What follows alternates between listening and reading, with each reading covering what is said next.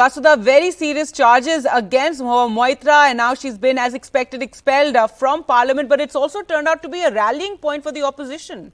Of course, Gargi, I was in the parliament today and there was this general expectation that the ethics committee was anyway going to bring this report. This expulsion was anyway going to happen. But clearly, the way the opposition supported it was a strong show of solidarity, I would say. But I also think that it's more about optics because like Mamata Banerjee also took her own time to come and speak about her MP. I think the opposition is also, making a point there. But at the same time, I'm not really sure how long term this is going to be because, if you look at BJP's politics also, it is centered around corruption, and Prime Minister has been speaking about how, former governments have been exploiting the aspirations of the common man, and you see BJP winning state after state. So clearly, even from the practical point of view, and this is from my conversations from different MPs, there is a certain sense of apprehension.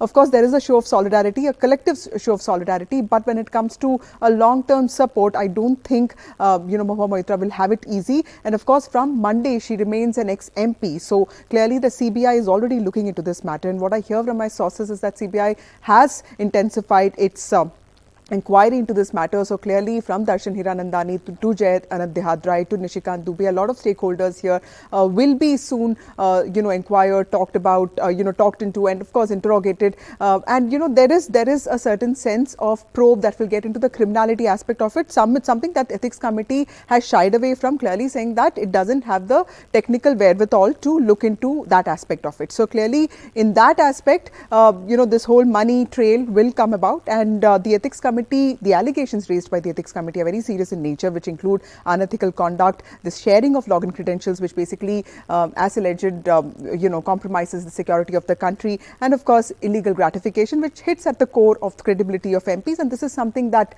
all, people from the BJP who spoke today did talk about.